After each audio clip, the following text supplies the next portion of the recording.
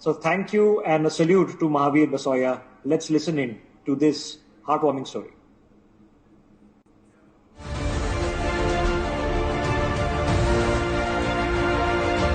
As a sea of COVID bodies piled up at Delhi's crematorium grounds during the peak of the second wave, a real estate agent by profession, Mahavir Basoya took on the task to help families cremate their loved ones. What was considered a taboo by society, he took up as a service to the nation. He helped cremate over 20 COVID bodies in a single day. No psychological trauma or raging pandemic could stop him. NewsX proudly recognizes second wave superhero Mahavir Basoya. Hello and welcome. You're joining us on this brand new interview as part of our NewsX second wave COVID superheroes. Now, as India was reeling under an unprecedented crisis, there were some people that came out and helped others like bar none. In fact, they went ahead and went out of their way to be able to help other people. One such person is with us on the broadcast today. Hailing from Delhi, Mahavir Basoya has helped cremate COVID bodies.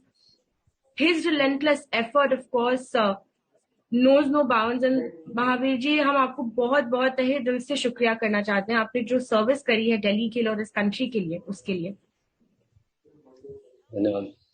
Mahavir ji, पहली बात, जब second wave शुरू हुआ तो हमने देखा कि death toll जो था वो बहुत हाई था।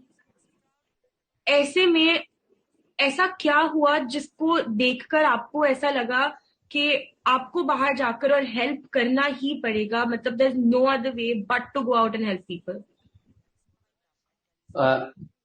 अभी जिस दिन ये शुरू हुआ था, 20 तारीख की बात है, 20 अप्रैल की, हमारे रिलेटिव की डेथ हो गई थी। मैं उनके संस्कार पे गया था, लाल कुआं प्रहलादपुर दिल्ली में है। वहां पे गया तो मैंने वहां पे बैठा था तो देखा कि एक लेडी है, उनके हस्बैंड की डेथ हो गई है और साथ में उनकी बेटी है। वो वहां उनके शव को उठाने के लिए एम्बुलेंस से उतारा था, शव को उठाने के लिए हेल्प मांग रही है लोगों से कि हमारी हेल्प कर दो आगे तक ले जाने के लिए। अब उनकी हेल्प के लिए कोई नहीं आ रहा था, तो फिर मैंने देखा कि ऐसे बात है। फिर मैंने उनका हाथ एक तरफ से मैंने पीछे से मैंने पकड़ा और आगे से माँ बेटी ने उठाया, वहां तक लेके गए। उसके बाद मैं आके वहीं बैठ गया। फिर हम देखा, फिर एक दो शव ऐसे और आए, उनके कोई हाथ लगाने वाले, क्योंकि परिवार के कम लोग थे, डरे हुए हैं सब, बीमारी ज्यादा खतरनाक है। फिर मैं और ऐसे एक दो को और लेके गया। फिर मैं हमारे रिलेटिव का संस्कार हो गया, वो चले गए, मैं वहीं बैठा रहा। मैंने ऐसे पूरे दिन में फिर 20 लोगों का ऐसे कंधा दिया। फिर अगले दिन मैं सुबह उठा, फिर अगले दिन मैंने सोचा कि यार आज फिर जाके देखूं कि ऐसे लोगों की जरूरत तो नहीं है। मैं अगले दिन फिर वहीं पे पहुंच गया शमशान घाट में। वहां जाके देखा वही माहौल, कोई हाथ नहीं लगा रहा है, घर वाले आ रहे हैं, किसी के साथ कुछ लोग हैं, किसी के साथ नहीं है। फिर मैं अगले दिन फिर गया, फिर मैंने अगले दिन फिर मैंने वही काम फिर अगले दिन करा। फिर ऐसे ही बस ये दिमाग में आ गया मेरे को इनकी सेवा करनी है जिनको कोई हाथ नहीं लगा रहा। महावीर जी, मुश्किल नहीं रहा आपके लिए? इतने सारे, मतलब रोज ऐसे बहुत कोविड शव थे जो कि आ रहे थे क्रेमेटोरियम्स पर। आपके लिए ऑन अ साइकोलॉजिकल लेवल मुश्किल नहीं था to be surrounded by so many diseased people?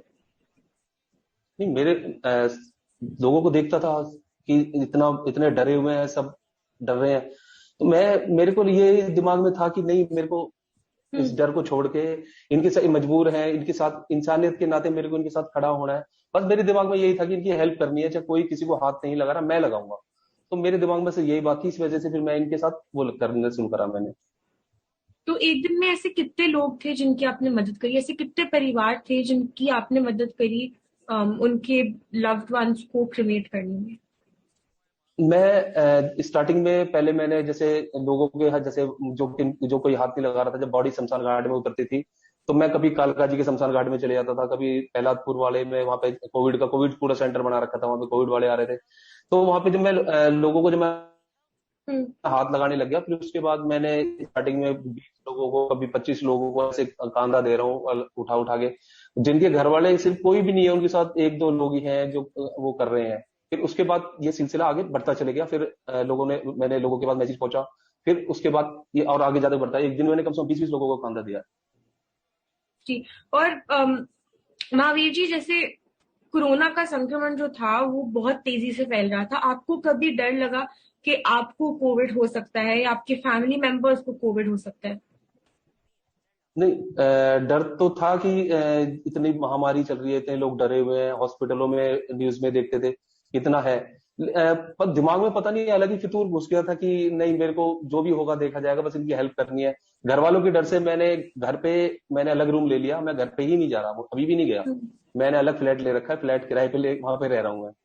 घर वालों को सेव करने के लिए मैं अलग रहने हूँ। हमको ये भी बताइए महावीर जी, जैसे आप रोज जा रहे थे, you were going to cremation ground, आप देख रहे थे ग्राउंड रियलिटी क्या है, हालत कैसी थी, कितनी बुरी हालत में था दिल्ली जब हमारा पीक था, आपने क्या देखा?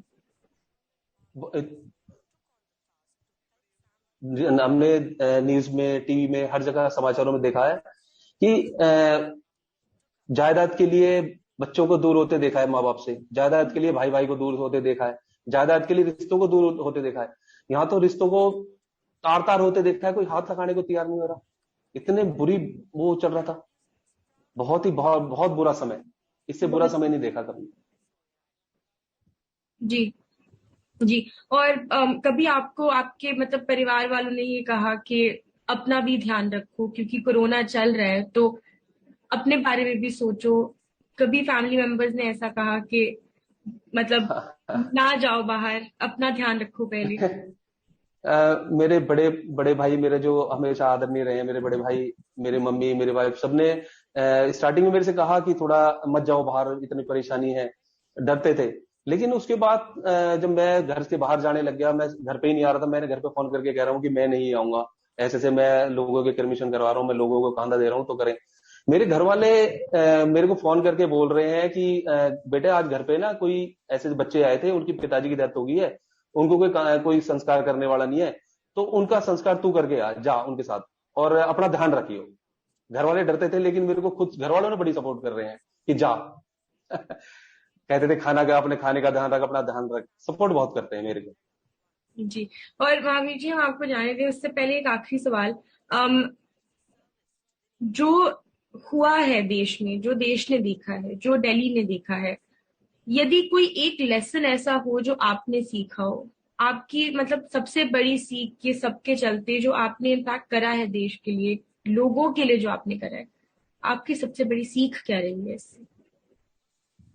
मेरे को तो बस सबसे यही हाथ जोड़ के यही रिक्वेस्ट करूंगा कि बीमारी है, मान रहा हूँ सब बहुत बड़ी बीमारी है, लेकिन अपनों अपनों से दूर मत हो, कोई अपनों से दूर ना हो, और भाई भाई के काम आए, अपने परिवार के काम आओ, समाज के काम आओ, अगर कोई मुसीबत में दिख रहा है उसके काम आओ। मैं तो सिर्फ यही कहूंगा, एक दूसरे के काम आओ, इंसानियत के नाते काम आओ, इंसानियत से ऊपर कोई चीज नहीं है। तो यही सीख दूंगा सबको कि जो मेरे से छोटे हैं, बड़े हैं, सबसे यही कहूंगा कि एक दूसरे के काम आए, एक दूसरे की मदद करे। बुरा समय है, निकल जाएगा, बहुत गंदा समय है, निकल जाएगा, अच्छा समय भी आएगा। जी।